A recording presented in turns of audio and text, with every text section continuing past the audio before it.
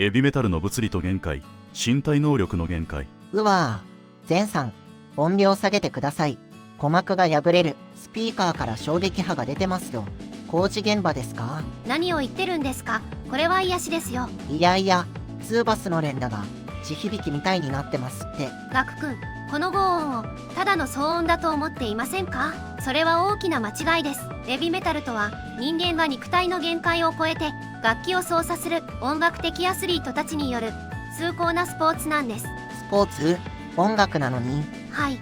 1分間に800回以上ドラムを叩き、両側20音でギターを弾く。これはもはや芸術であると同時に物理学と解剖学の実験場です。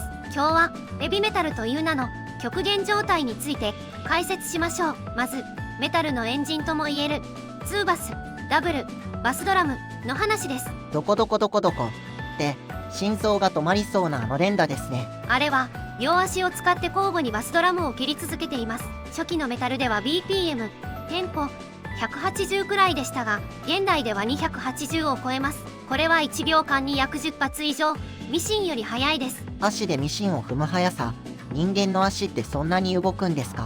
普通に筋肉を動かしていたら間に合いません。だから彼らは物理学を利用します。ツイベル奏法やヒールツ奏法です。足首を横に振ったり、つま先とかかとを交互に使ったりしてペダルのバネが戻ってくる反発力を極限まで利用するんです。自分で踏むんじゃなくてペダルの振動に合わせて足を添える感じか？そうです。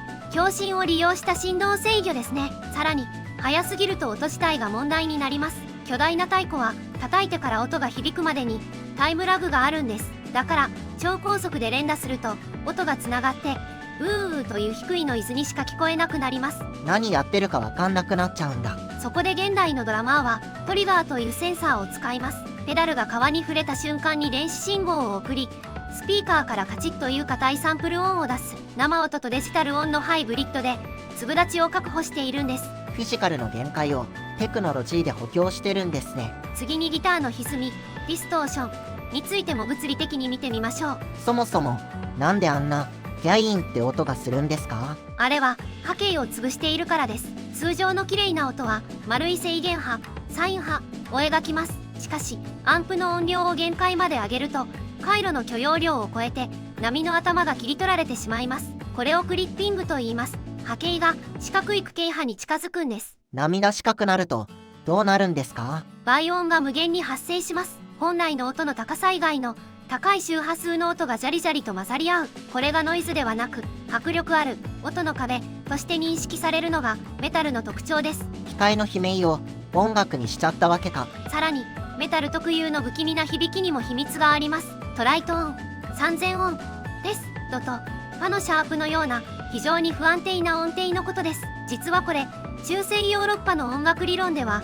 音楽の悪魔と呼ばれていました。あまりに不吉な響きのため教会音楽での使用が禁止されていたほどです。悪魔、中二心がくすぐられるネーミングですね。物理的に言うと周波数比がルート2など複雑な無理数になる関係です。波形が決してきれいに重ならないため脳が不安や恐怖を感じるようにできているんです。ブラック、サバスなどのバンドはこの生理的な恐怖心を意図的に利用しました。本能レベルで怖がらせに来てるのか、ホラー映画の音響効果と同じですね。そして現代ギターの進化は止まりません。ジェントというジャンルです。ジェント？擬音ですか？はい。歪んだギターをミュートして弾いた時のジェという音から来ています。彼らは7弦や8弦といった多弦ギターを使います。弦が増えることでベースの音域までカバーしてしまうんです。もはやギターじゃないじゃん。低音弦が太すぎてチューニングも極限まで下げているため弦がダルダルになります。その独特の張り、テンションのなさがあの金属的な打撃音を生むんです。物理的な弦の太さと張力のバランスが生む新しい音響体験ですね。じゃあベースの人はどうしてるんですか？仕事なくなっちゃう。いえ、むしろ重要度が増しています。メタルのベースは単なる低音担当ではありません。接着剤なんです。ギターとドラムの音が鋭すぎてそのままだとスカスカに聞こえてしまうことがあります。そこでベースの音も歪ませてオーバードライブ、周波数の隙間を埋めるんです。モーターヘッドのレミーのようにギターみたいにコードを弾くベーシストもいます。泥のように隙間を埋めて音の壁を強固にしてるのか、縁の下の力持ちだ。そしてギターの奏法、ダウンピッキングへのこだわりも異常です。ピックを上から振り下ろす聴き方ですとね。普通、速い曲は上下交互、オルタネイトに弾きます。その方が2倍効率がいいですから。でも、メタリカなどは、維持でもダウンで弾き続けます。音が違うんです。重力に従って叩きつけるダウンピッキングは、弦の振動が垂直に加わり、太くて重い低音が出ます。彼らは重さ、ヘビネスを出すために、あえて非効率な苦行を選んでいるんです。その結果、右腕がパンパンに腫れ上がることもあります。効率よりも美学を優先してるのか。男だな。そして、メタルといえば声です。デスボイス。あれって、喉を壊さないんですか？ゴーって。素人が真似すると壊します。でもプロは違います。彼らは声帯ではなく、その上にある、下声帯というひだを震わせているんです。下声帯？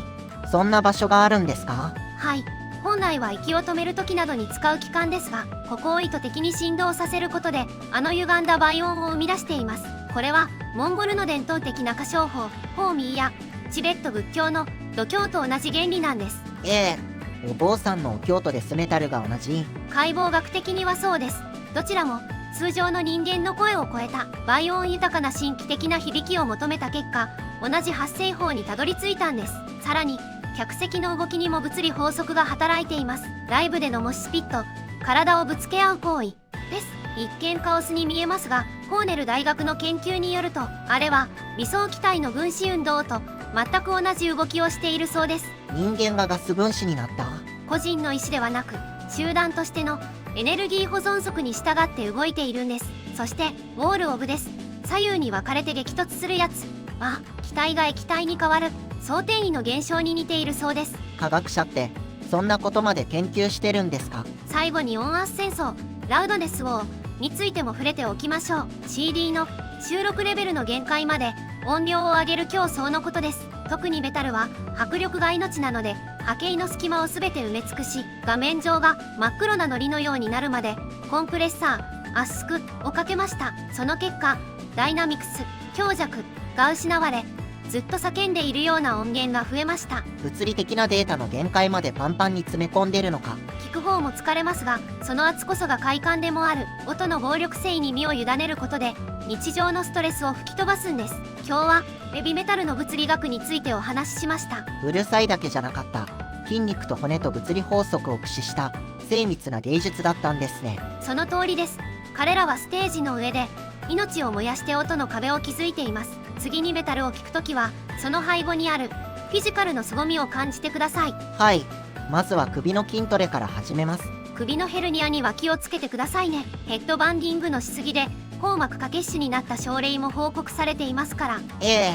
命がけじゃないですか。ほどほどにします。皆さんはヘビメタルのどんなところが好きですか？ぜひコメント欄で教えてください。それではまた次回の動画でお会いしましょう。ご視聴ありがとうございました。